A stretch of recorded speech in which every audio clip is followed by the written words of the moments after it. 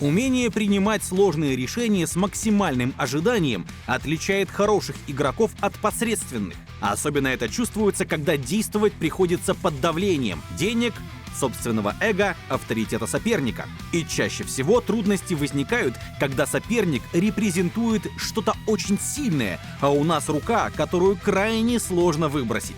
В очередном выпуске «Call или пас» новая подборка раздач, где герои вынуждены выбрать между колом и пасом. Пишите в комментариях, как бы вы поступили на месте героев. Подпишись на Академию Покера, чтобы первыми смотреть наши новые видео. Начнем раздачи из уютного казино «Хастлер», где в очередном личном противостоянии столкнулись звездные игроки Алан Китинг и Питер. Итак, на хайджеке открывается Брэндон. Китинг с разномастными королем и восьмеркой калирует на баттоне, а Питер с неизвестной комбинацией на большом блайнде. Выходит очень скоординированный борд с возможными флеш-дро и массой стрит-дро и гадшотов, не говоря уже про готовые нации в виде стритов. Брэндон делает конт-бет с допером в $7000. Китинг, естественно, калирует. Только вот нельзя сказать, что делает это с радостью, ведь его топ-пара находится под доминацией топ-пар Брэндона. Именно поэтому подобный мусор лучше выбрасывать еще на префлопе. Однако калирует также и Питер с неизвестной рукой. Шестерка на терне открывает второе флеш-дро и заодно закрывает стриты через 8-7.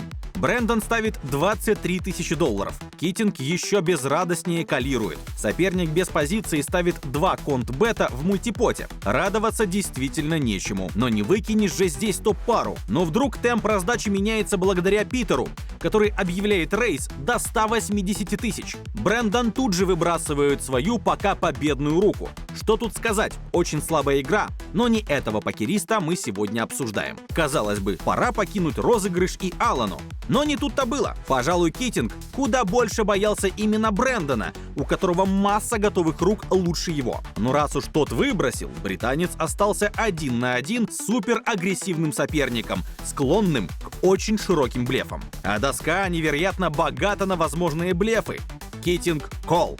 Пятерка пик закрывает пиковые флеши, но с точки зрения стритов бесполезна. Она лишь бессмысленно дополняет очередность к 8-7, но не участвует в построении комбинаций, так как на доске есть десятка. Ну а Питер мгновенно идет all-in овербетом в 488 000. Ух, монструозный сайзинг. Итак, что делать Китингу?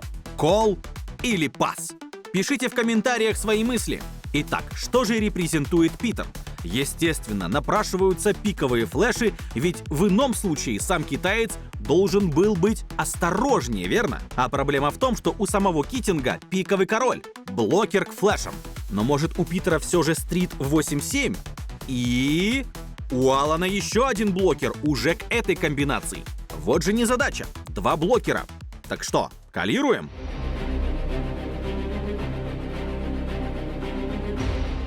На самом деле даже Солверу очень не нравятся подобные руки в коле. Все же доска скоординирована по всем направлениям, как по масти, так и многочисленными стритами. Ведь 8-7 не единственный вариант, есть еще дама-валет. Так что голый король с посредственным кикером может быть использован как блеф-кетчер, но ситуация для этого не самая подходящая. Точнее, сайзинг. Полпота или 2/3 Китинг наверняка отбил бы мгновенно, но ответить на овербет все же не рискует. Фолд. И Питер показывает блеф в 8-6 червей. Он действительно изображал на терне одновременно и стриты, и флеш-дро. Не доехала ни одна из этих комбинаций, что не стало поводом отказаться от доп-блефа. И главный аргумент китайца – блокер в виде восьмерки. Правда, знай он, что у Алана тоже восьмерка, возможно, никакого доп-блефа не было бы. Но это уже теория. На днях завершился последний крупный фестиваль в уходящем году в SOP Paradise, несколько турниров которого были организованы при партнерстве Street On Poker. Мы рассмотрим раздачу из 4 макса события за $125 000. На катофе Лимпит Мартин Кабрхал с карманными двойками. На малом блайнде Брэндон Уилсон с одномастными дамой и валетом. Естественно, с такой красивой рукой он объявляет рейс до 5 ББ. Но не слишком удачно. Дэвид Коулман на большом блайнде повышает до 9. Кабрхал отваливается. Но у Уилсона явно хорошие под-отцы для кола. Он уравнивает. Трипс на борде. Вот так удача! Теперь нужно заставить соперника заплатить. Естественно, конт-бета здесь нет. Чек. Коулман ставит 3 ББ, в банк 20 ББ. Может, пора рейзить? Брэндон решает продолжать пассивно и уравнивает. СПР стремительно снижается. Стек Уилсона 17 ББ, в то время как в банке уже 26 ББ. Очевидно, он готов идти до конца, если не произойдет что-то экстраординарное или соперник не проявит странную активность. А тот, между тем, продолжает ставкой в 6,5 ББ. Ну что, рейзим? Очевидно, Брэндон не хочет спугнуть соперника, если тот переоценил свою топ-пару, поэтому кол. Ривер, десятка. Не самая, между прочим, приятная карта. Закрылись стриты, а сам Уилсон не усилился до фулл-хауса. Трипс — сильная комбинация, но далеко не нац. Чек. А Коулман и не думает останавливаться и ставит сайзингом, покрывающим стек соперника. Итак, идем ли с Трипсом ва-банк с риском вылета? All-in или пас?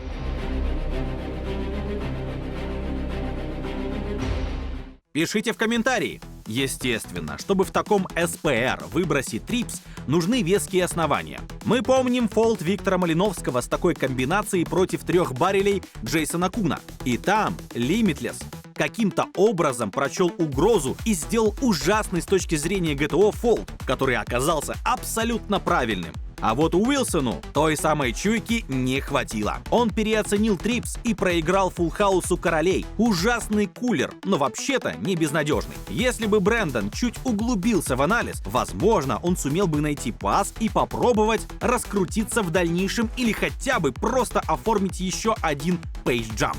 Впрочем, ошибкой этот кол мы точно назвать не можем. Солвер точно не расстался бы с Трипсом.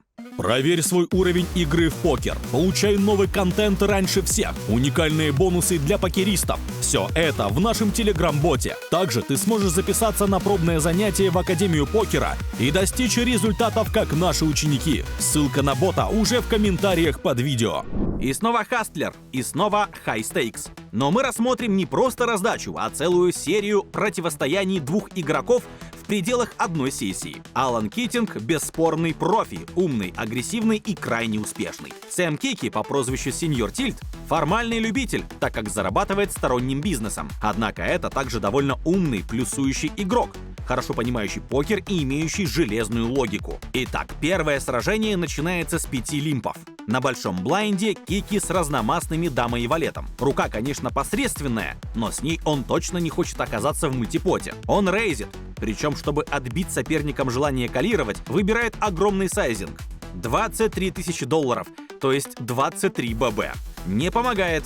В банк входят Китинг и Турбо. Сэм попал в топ-пару. Правда, кикер не самый лучший, поэтому ставить на value без позиции в 2 оппонентов проблематично. Он решает прочекать и ловить соперников на блефах или переоценке слабейших комбинаций. И Китинг действительно ставит полпота с неизвестной рукой.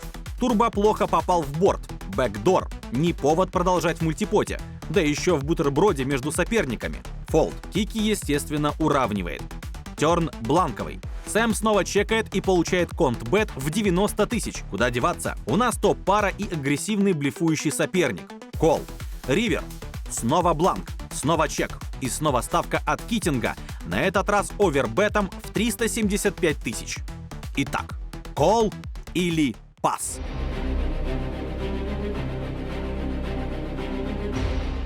Что такое овербет? Это ставка, которая обязательно должна поляризовать диапазон на очень сильные комбинации и блефы. Средние руки в него не входят. Что же такое сильное репрезентует Китинг своими 3 баррелями с овербетом на ривере? Точнее, есть ли в линии что-то, что Сэм может побить своим слабеньким валетом? Естественно, value часть, состоящая из трипсов и фулл-хаусов, уничтожает топ-пару Кики. А что насчет блефов? Естественно, у Китинга они точно будут, но вертеться они должны около десяток. Руки с девятками, дамами, в том числе не доехавший стрит-дро, король-дама, дама-9, 9-8. Но стал бы Алан проворачивать такой доп-блеф против не очень-то уступчивого сеньора Тильта? Вопрос. И все же Кики решил не рисковать и выбросил. И правильно сделал, ведь Китинг уже на флопе словил трипс. Не будем критиковать его кол на префлопе с откровенным мусором. Все же победителей не судят. А уж как радуется сеньор Тильт, когда видит десятку. На канале уже есть видео, в котором разбираем самые эпичные ситуации на ривере, в которых героям пришлось попотеть. Смотрим его следующим. Идем дальше, но не покидаем Хастлер и даже не меняем дату. Те же соперники, тот же стол. Китинг лимпит на лоу-джеке. Кики рейзит на баттоне с Биг Сликом. На большом блайнде в раздачу зачем-то влезает Брэндон с мусором. Топ-пара на флопе, и на этот раз вполне увесистая топ-пара с топовым кикером, а не жалкий блеф-кетчер. Кики ставит полпота. Брэндон уходит, а вот назойливый Китинг снова калирует. На терне шестерка, относительный бланк, который, правда, открывает флеш-дро. Китинг чек. Сэм вроде как должен ставить, но нет, странно. Интересно, какова его логика? Неужели испугался очередного трипса? А может, знает, что у Китинга в рендже множество топ-пар хуже? А еще есть андерпары, которые тот мог бы переоценить и поставить на ривере. В любом случае, на ривере Китинг снова не проявляет активности. То есть, если цель была заманить британца в ловушку, то план не удался. Кики ставит плотный доборный бет в 30 тысяч долларов и вдруг получает рейз до 175 тысяч. Итак, как стоит реагировать на такой поворот? Кол или пас?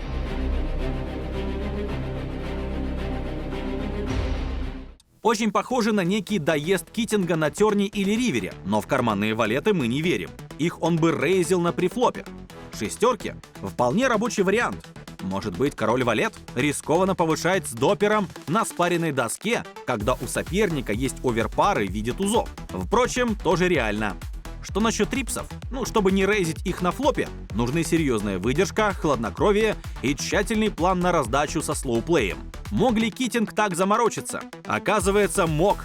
Кики калирует и наблюдает очередной трипс, который с таким трудом укладывается в линию соперника. Что ж, стоит признать, Алан действует разнообразно и творчески. Еще одна раздача из того же противостояния. Китинг открывается на хайджеке, его калируют Кики на малом и Стив на большом блайндах. Флоп с королем дает преимущество диапазону префлоп агрессора Китинга, но соседствующие номиналы 8 и 7, а также две карты одной масти делают борт небезопасным, так что вполне понятен его огромный сайзинг в 3/4 пота.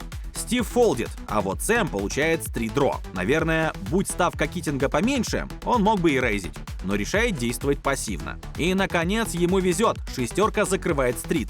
Теперь потанцуем, думает сеньор Тильт и чекает, предвкушая ответ. Алан ставит 40 тысяч, еще один увесистый барель. Но теперь Кики уже не стесняется и рейзит до 200 тысяч. Китинг надолго задумывается и калирует. Еще одна шестерка спаривает борт, но ее масть закрывает и возможные флеши. Пожалуй, худшего ранаута в колоде не найти. Обычно в таких ситуациях игрок без позиций использует блок бет, ведь у него в диапазоне также есть и флеши, и фулл-хаусы. Но Сэм решает чекнуть, видимо, чтобы ловить оппонента на блефе. Только вот тот заряжает очередной огромный бет величиной почти в банк — 425 тысяч. Ну что, Сэм, делать будем? Кол или пас?